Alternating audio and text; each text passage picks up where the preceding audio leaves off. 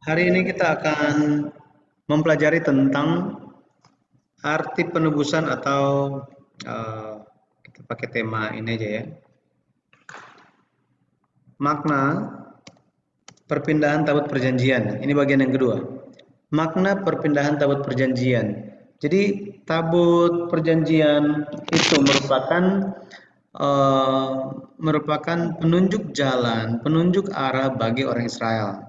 Akan tetapi, tabut perjanjian itu bukan hanya bertujuan untuk mencarikan tempat bagi orang Israel berkemah, untuk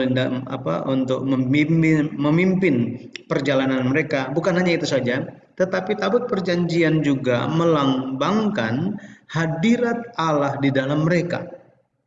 Hadirat Allah di dalam mereka, di dalam komunitas umat Tuhan. Dengan kata lain, kita bisa katakan bahwa dengan adanya tabut perjanjian di tengah umat, maka kemuliaan Allah ada di antara anak-anaknya. Sekali lagi, tujuan dari tabut perjanjian bukan hanya sekedar mencarikan tempat, menunjukkan arah perjalanan, akan tetapi tabut perjanjian lebih lagi menggambarkan bagaimana Allah beserta dengan mereka. Nah, kita akan lihat bagaimana perpindahan tabut perjanjian ini dan maknanya bagi kita. Lewat sejarah orang Israel di dalam Alkitab ini, mari kita mendapatkan kasih karunia Tuhan. Orang Israel menyeberangi sungai Yordan masuk tanah Kanaan. Tempat pertama itu mereka ada di Gilgal. Sini ya, di Gilgal. Ini perkemahan yang ke-42. Setelah beberapa waktu lamanya, mereka pindah ke Silo. Ini tempat yang kedua. Kita bisa baca itu di Yosua 18 ayat 1 sampai 2.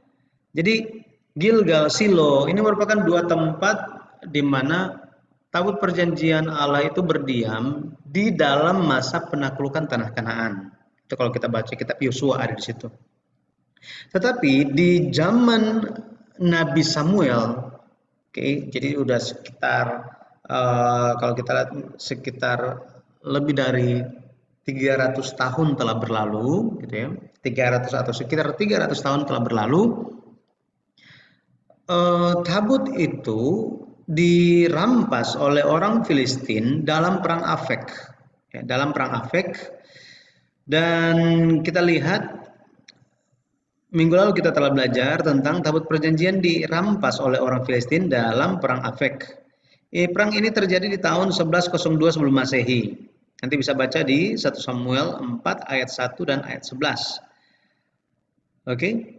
Nah, jadi situ ada Afek, ada Ebenezer, ini dekat tempatnya. Kemudian tabut perjanjian ada di tanah Filistin itu selama 7 bulan. Selama 7 bulan. 1 Samuel 6 ayat 1. Dibawa ke beberapa tempat. Yang pertama itu ke Asdod. Setelah ke Asdod dibawa ke Gad dan ke Ekron. Kenapa tabut perjanjian Allah berpindah-pindah dari Asdod ke Gad, dari Gad ke Ekron? Ini karena Tuhan memukul orang Filistin ini dengan tulah yang sangat dahsyat sampai apa? Kota-kota itu, orang-orang di kota-kota tersebut ada yang hampir mati semuanya. Jadi mereka mengambil keputusan, ya udah kita balikin lagi aja tabut itu kepada orang Israel. Ya, kita telah belajar sampai di sini, ya. Bagaimana pengorbanan, pelajaran atau hikmat yang diberikan kepada kita lewat lembu. Lembu yang membawa tabut perjanjian mengarah ke tanah Yehuda.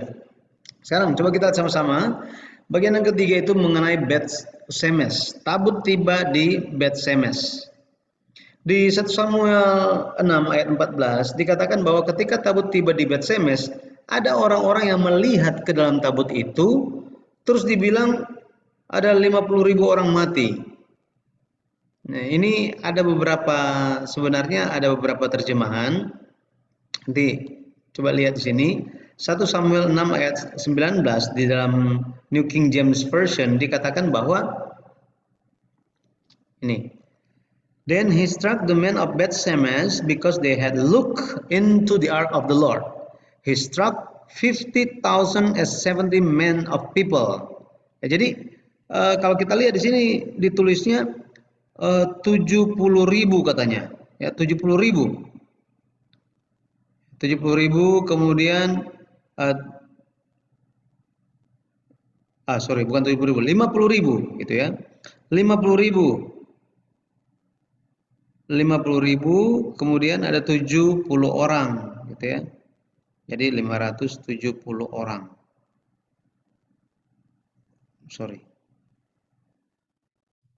Ada 5.000 orang, 50.000 orang. Kemudian ada 70 orang katanya. Tetapi terjemahan ini sedikit berbeda. Kalau dilihat di dalam bahasa aslinya, dikatakan bahwa dari antara, kalau kita lihat dalam bahasa Indonesia, terjemahan LAI dikatakan ia membunuh 70 orang dari rakyat itu. Jadi maksudnya apa? Dari antara begitu banyak, dari antara umat Tuhan, umat Israel di Bet-Shemesh, ada 70 orang yang melihat. Gitu ya, ada 70 orang. Nah, jadi dari antara 50.000 orang, sekali lagi, dari antara 50.000 orang, ada 70 orang yang melihat ke dalam tabut dan mati. Oke? Nih, kita bisa lihat di sini. Dan kenapa mereka mati? Kalau kita lihat, meskipun mereka, orang Bet-Shemesh itu sangat bersuka cita gara-gara tabut perjanjian itu kembali kepada mereka setelah 7 bulan lamanya, tetapi karena begitu sukacita mereka, keponya itu memuncak. Dan hasilnya apa? Mereka melanggar perintah hukum Taurat. Di Bilangan 4 ayat 15 dikatakan, jangan menyentuh tabut itu. Ketika memindahkan tabut harus dipindahkan dengan memikulnya di bahu. Jadi jangan sentuh. Ayat yang ke-20 di kitab Bilangan 4 ayat 20 dikatakan, jangan lihat barang-barang kudus itu. Jadi tabut itu isi dalamnya itu nggak boleh dilihat. Nanti kalau kita belajar lebih khusus tentang tabernacle atau mengenai kemah suci, itu ketika tabut itu dipindahkan, itu ditutup. Kalau gambar-gambar yang beredar sekarang kan udah kayak kelihatan mata gitu, bisa dilihat gitu ya. Tetapi di zaman dulu itu ditutup dengan kain khusus. Sehingga tidak seorang pun yang bisa melihat. Karena Tuhan sudah bilang jangan lihat. Tetapi rakyat Bet-Shemesh tidak menaati firman Tuhan. Pada akhirnya dari antara 50.000 orang yang tinggal di Bet-Shemesh ada 70 orang mati. Dan ini membuat mereka sangat ketakutan. Karena ketakutan mereka langsung panggil orang-orang dari Kiryat Yearim ini. Kiryat Yearim untuk mengambil tabut perjanjian dari Bet-Shemesh. 1 Samuel 6 ayat 19 dikatakan begini, dan ia membunuh beberapa orang Bet-Shemesh karena mereka melihat ke dalam tabut Tuhan. Ia membunuh 70 orang dari rakyat itu. Rakyat itu berkabung karena Tuhan telah menghajar mereka dengan dahsyatnya. Ayat 21. Lalu mereka mengirim utusan kepada penduduk Kiryat Yearim dengan pesan, orang Filistin telah mengembalikan tabut Tuhan. Datanglah dan angkutlah itu kepadamu. Jadi setelah mereka dapat berita, orang-orang dari Kiryat Yearim datang ke Bet-Shemesh dan membawa tabut itu dan dibawa kemana? Ke rumah Abinadab. Ini rumah Abinadab. 1 Samuel 7 ayat 1. 1 Samuel, kita lihat 1 Samuel ayat 1 dan ayat yang kedua. Dikatakan begini, lalu orang-orang Kiryat Yearim datang. Mereka mengangkut tabut Tuhan itu dan membawanya ke dalam rumah Abinadab yang di atas bukit. Dan Eleazar anaknya mereka kuduskan untuk menjaga tabut Tuhan itu. Ayat 2. Sejak saat tabut itu tinggal di Kiryat Yearim, berlalulah waktu yang cukup lama yakni 20 tahun dan seluruh kaum Israel mengeluh kepada Tuhan. Nah, kalau kita lihat di 1 Samuel 7 ini bicara tentang perang Ebenezer. Perang Ebenezer. Nabi Samuel ini nanti kalau kita lihat Nabi Samuel umurnya udah cukup tua di sini. Nah, coba kita lihat kembali. Ini saya gambarkan lagi gini ya. Jadi ketika orang Israel itu masuk, ketika mereka itu masuk menyeberang Sungai Yordan dan mereka berkemah di Gilgal. Tabut perjanjian ada di situ.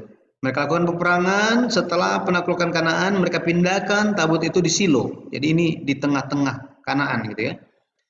Nah, berlalu waktu yang cukup lama. Zaman hakim-hakim pun itu jadi sejak zamannya Yosua, terus zamannya kitab Hakim-Hakim kalau kita lihat, tabut itu ada di Silo. Kemudian apa yang terjadi? Terjadi peperangan di Afek, orang Israel membawa tabut itu ke Afek dan diambil oleh orang Filistin, dibawalah itu ke Asdod, dari Asdod pindah ke Gad, dari Gad pindah ke Ekron, dari Ekron pindah ke Bet Semes. Peristiwa 70 orang mati karena melihat isi tabut itu mati, kemudian dibawa ke orang Kiryat Yearim, datang ke Bet Semes dan bawa kembali ke Kiryat Yearim. Jadi mereka datang, kemudian mereka bawa lagi, gitu ya, seperti ini. Maka berikutnya mari kita lihat mengenai tabut Allah pindah ke Kiryat Yearim. Kiryat Yearim. Nanti bisa baca ayat-ayat ini. 1 Samuel, tadi kita sudah baca ini, nggak usah baca lagi ya. 1 Samuel 6 ayat 19, kemudian 1 Samuel 7 ayat 1 dan 2. Pindah ke Kiryat Yearim. Apa yang bisa kita pelajari dari sini? Coba kita lihat lagi ayatnya ya. Ada di sini ayatnya. Dikatakan lalu orang-orang Kiryat Yearim datang, mereka mengangkut tabut Tuhan itu dan membawanya ke dalam rumah Abinadab yang di atas bukit, katanya. Oke. Tabut, kalau kita lihat apa yang makna apa yang bisa atau yang diajarkan oleh peristiwa ini lewat perpindahan tabut dari Bet Semes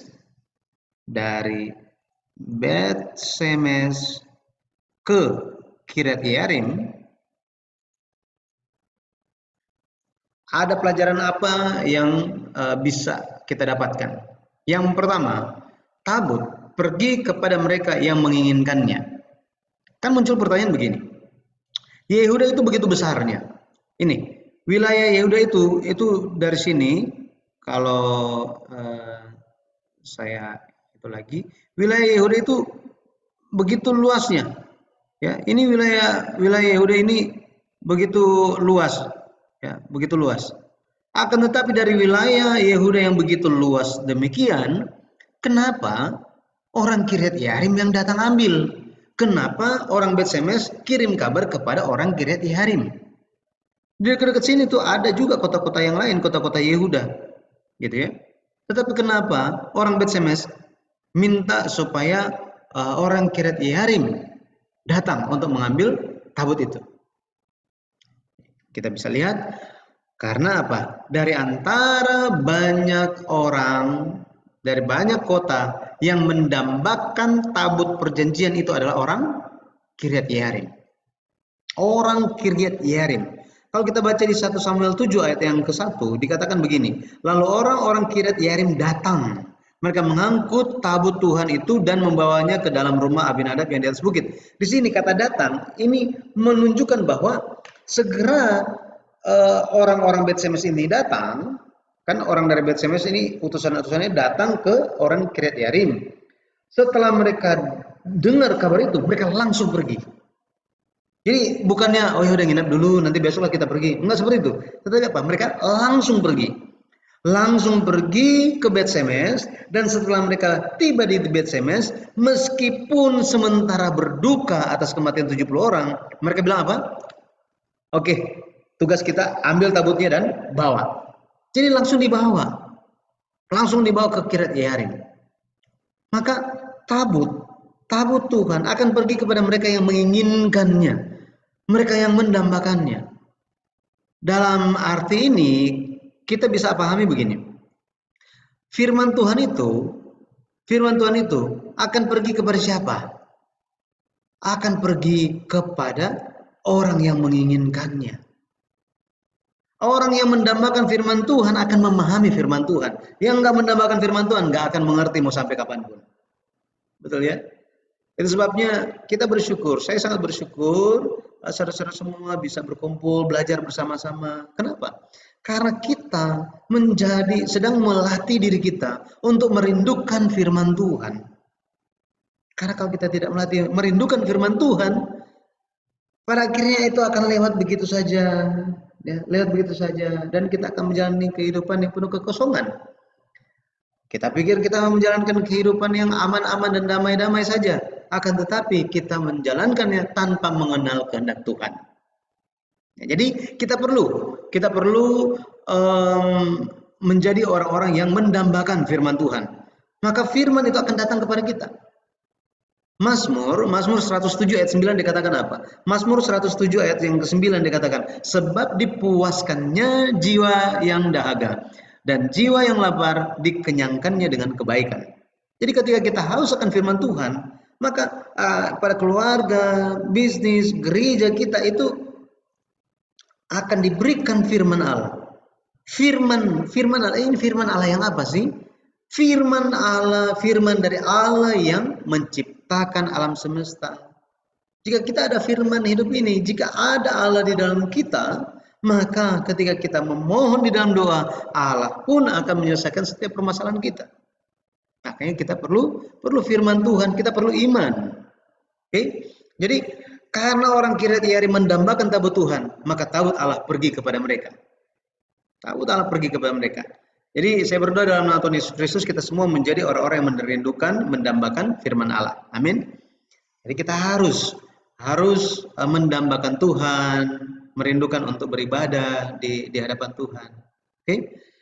Nah, pelajaran yang kedua. Jadi yang pertama tadi tabut itu akan pergi kepada mereka yang mendambakannya. Yang kedua, kita bisa melihat bahwa rumah Abinadab itu bisa menjadi gambaran dari Taman Eden. Gambaran Taman Eden. Gitu ya. Kalau kita baca di Kejadian 2 ayat 15. Di Kejadian 2 ayat 15, di situ dikatakan ada Taman Eden itu ada di bukit, gitu ya, di bukit. Nanti bisa baca mulai dari ayatnya yang ke berapa itu. Kejadian pasal 2 dari ayatnya yang ke 5 gitu ya, 5. Nanti bisa baca bahwa di bumi itu masih banyak semak belukar, belum ada belum ada apa-apa di sana, belum ada orang yang mengusahakan tanah itu.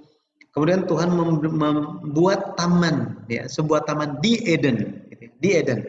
Nah, taman ini terletaknya itu di atas bukit. Dan di dalam Taman Eden itu ada perintah. Perintahnya apa? Untuk menjaga dan memelihara Taman Eden. Kalau kita bandingkan dengan rumah Abinadab pun terletak di bukit. Dan perintahnya adalah menjaga tabut Tuhan.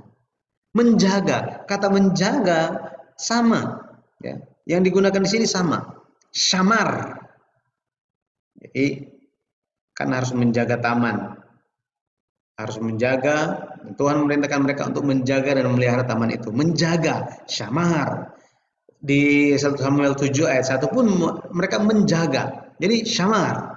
Artinya apa? Menjaga sesuatu yang sangat penting. Artinya firman Tuhan itu harus dijaga karena firman Tuhan itu sangatlah penting. Adam, dia tidak bisa menjaga firman Tuhan.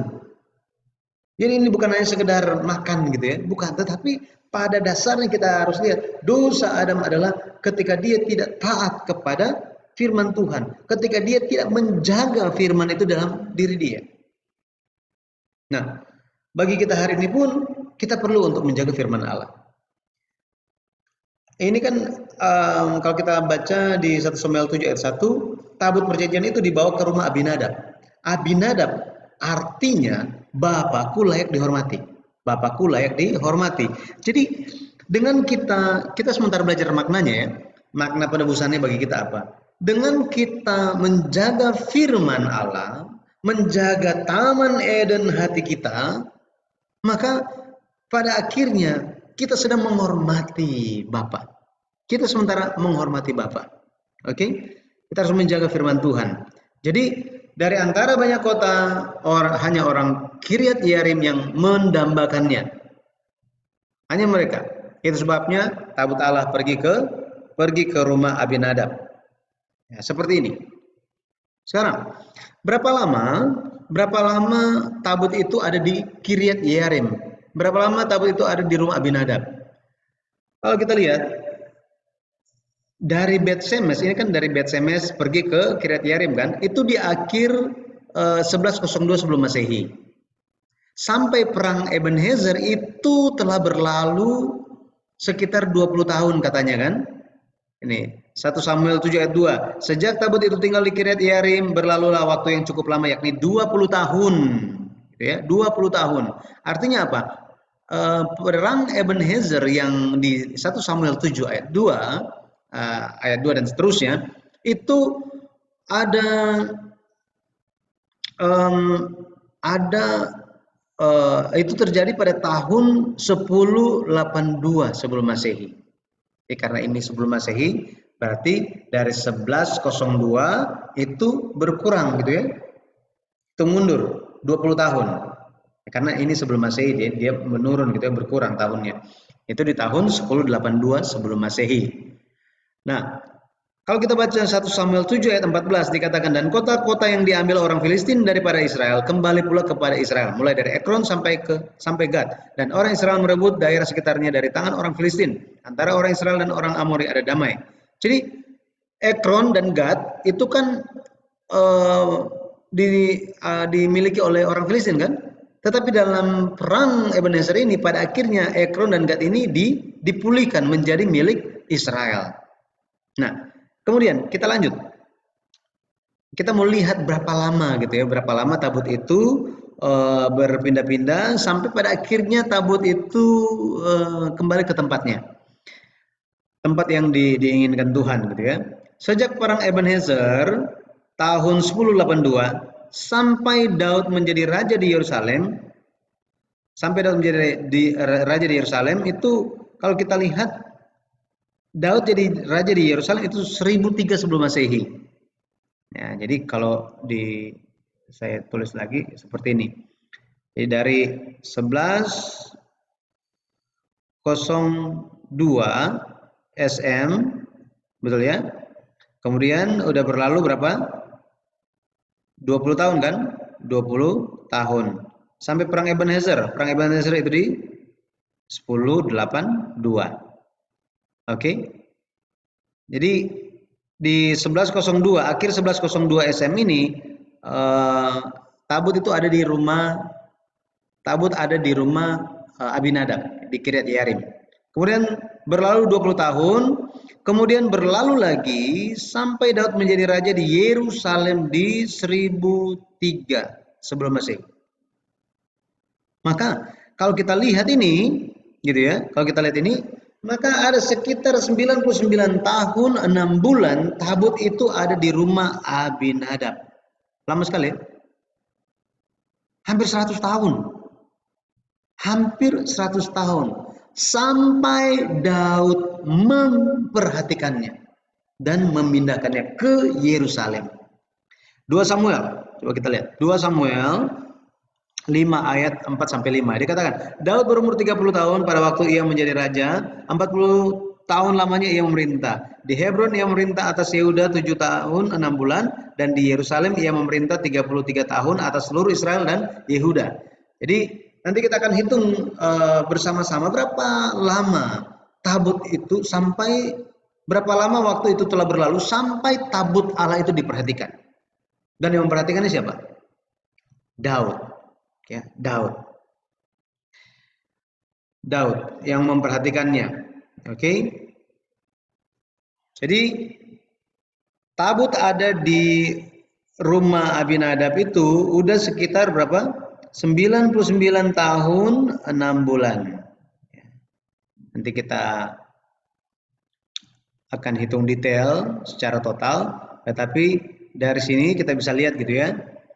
Dari 1102 sebelum Masehi sampai 1003. Oke, detailnya berapa? 99 tahun 6 bulan. Ya, kenapa 6 bulan? Nanti kita akan lihat bersama-sama. 2 Samuel 5 ayat 20 dikatakan, lalu datanglah Daud di Baal Perasim dan memukul mereka kalah di sana. Berkatalah ia, Tuhan telah menerobos musuhku di depanku seperti air menerobos. Sebab itu orang menamakan tempat itu Baal Perasim. Kemudian kita lanjut di 2 Samuel 6 ayat 1 dan 1 sampai 3 dikatakan, Daud mengumpulkan pula semua orang pilihan di antara orang Israel, 30.000 orang banyaknya. Kemudian bersiaplah Daud lalu berjalan dari Baale Yehuda. Baale Yehuda ini adalah Kiryat Yearim. 2 Samuel pasal 6 ini berbicara tentang Daud memperhatikan tabut itu dan memindahkannya. Nanti kita akan lihat bersama-sama bahwa Daud memindahkan tabut perjanjian itu ada 2 kali, 2 usaha. Usaha yang pertama gagal, usaha yang kedua dia berhasil gitu ya. Nanti kita akan belajar juga mengenai hal itu. Nah, di dalam cara Daud memindahkan tabut Tuhan itu ada kesalahan, ya. Caranya salah. Caranya salah. Di 2 Samuel, kalau kita baca 2 Samuel 6, ayatnya yang ketiga dikatakan begini. Mereka menaikkan tabut Allah itu ke dalam kereta yang baru setelah mengangkatnya dari rumah Abinadab yang di atas bukit. Lalu Uza dan Ahio anak-anak Abinadab mengantarkan kereta itu. Kalau kita lihat, Daud memindahkannya itu dengan cara yang salah. Bilangan 4 ayat 15, tadi kita sudah lihat sekilas, dikatakan bahwa tabut itu bukannya ditaruh dalam kereta. Ini nggak boleh di dalam kereta. Tetapi harus apa? Harus dipikul di bahu. Oleh siapa? Oleh Bani Kehat. Ini nih. Jadi ada aturannya.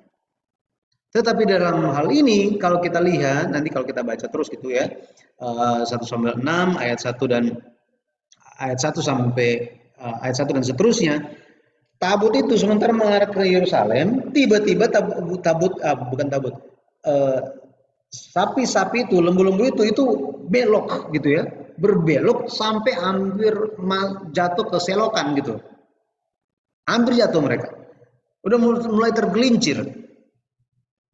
Jadi Daud melihat bahwa Daud yang tidak paham apa yang sedang terjadi, Daud berpikir bahwa, oh kenapa ini terjadi ya? Kayaknya Tuhan kok nggak mau pergi ke Yerusalem. Nah ini, kenapa ya Tuhan nggak mau pergi ke Yerusalem? Kan saya sudah mempersiapkan segala sesuatunya, tapi kenapa Tuhan kok nggak berkenan dengan hati saya? Kalau kita lihat, pada Daud ada dedikasi, pada Daud itu ada kesungguhan hati. Tetapi mereka Daud melakukan ini dengan cara yang salah. Ini masalahnya di sini. Caranya salah. Jadi meskipun kita itu sangat berdedikasi kepada Tuhan, kita sangat bersemangat dan segenap hati kita, tetapi cara kita salah, maka kita tidak akan berkenan di hadapan Tuhan. Itu sebabnya kenapa kita perlu mempelajari firman Tuhan, perlu belajar Alkitab. Gara-gara hal ini. Orang Israel, mereka memiliki antusias yang luar biasa terhadap Tuhan. Mereka melihat Tuhan itu, wow, Tuhan itu begitu kudus, begitu besar. Tiba-tiba apa? Muncul seseorang yang berseru, bertobatlah sebab kerajaan Allah sudah dekat. Mereka, siapa nih orang? Dia dari Tuhan atau bukan ya? Agak takut mereka. Ternyata itu siapa? Itu adalah Yohanes Pembaptis yang datang dalam roh dan kuasa Elia. Tetapi mereka tidak mengenalnya, mereka menolak Yohanes Pembaptis. Pada akhirnya mereka pun menolak Yesus yang datang. Tetapi mereka lakukan itu dengan antusias mereka. Oh, kami berdedikasi untuk Tuhan. Kami ini melakukan hukum Taurat itu dengan segenap hati. Kami pokoknya bela mati-matian. Ini kok ada yang berani-beraninya datang bahwa sebutkan nama dia bahwa dia adalah anak Allah. Enak aja. Allah nggak boleh disama-samain dengan manusia. Pada akhirnya mereka membunuh Yesus dengan apa? Antusias kedagingan mereka dengan dedikasi yang salah. Caranya salah. Ya. Makanya kalau kita lihat caranya harus benar gitu ya. Caranya harus benar. Roma 12 ayat 11 dikatakan bahwa kita harus bersungguh-sungguh dalam roh. Tetapi kita juga harus lakukan dengan cara Tuhan. Yesaya 55 kalau kita baca ayat 8 sampai 9, pikiran Allah dan pikiran manusia itu beda sekali. Ini kalau kita ingat lagi, ada banyak tokoh di dalam Alkitab ketika Tuhan perintahkan lakukan sesuatu, dia menggunakan pikiran dia sendiri, bukannya cara Tuhan. Contoh yang paling bagus adalah Musa. Di dalam kehidupan dia pernah ada 2 kali peristiwa Tuhan memberikan umat Israel itu minum dari air yang keluar dari gunung batu. Peristiwa pertama itu terjadi dalam tahun pertama mereka keluar dari tanah Mesir, ya, keluar dari perbudakan Mesir. Itu terjadi di masa Meribah, gitu ya, masa Meribah di Rafidim, sebelum mereka tiba di Gunung Sinai. Itu ada satu tempat namanya Rafidim. Di situ, ketika mereka mulai mengeluh, Tuhan bilang kepada Musa, pukullah batu yang di atas bukit itu, maka batu itu akan mengeluarkan airnya. Kemudian berlalu 38 tahun. 38 tahun berikutnya, di tempat yang berbeda, orang Israel pun mengeluh gara-gara air. Gara-gara air. Waktu itu Tuhan bilang kepada Musa, berbicaralah di depan umat Israel, berbicaralah kepada batu, mintalah kepada batu itu supaya keluarin air, maka batu itu akan keluarkan air. Apa yang Musa lakukan? Musa pukul batu itu, airnya keluar? Yes, tetap keluar airnya. Akan tetapi karena peristiwa itu Musa mendapat hukuman nggak boleh masuk ke dalam tanah Kanaan. Nggak boleh masuk ke dalam tanah Kanaan. Gara-gara itu dia tidak bisa melihat tanah Kanaan secara hidup-hidup, gitu ya. Seperti ini. Jadi caranya ya, harus dengan cara Tuhan. Meskipun kita itu ada kepenuhan roh, kita harus ikut cara Tuhan. Yohanes 2 ayat 17 dikatakan, maka teringatlah murid-muridnya bahwa ada tertulis, cinta, antusias untuk rumahmu menghanguskan aku. Jadi harus apa? Harus melihat pekerjaan Tuhan, cara Tuhan itu dengan hati Tuhan.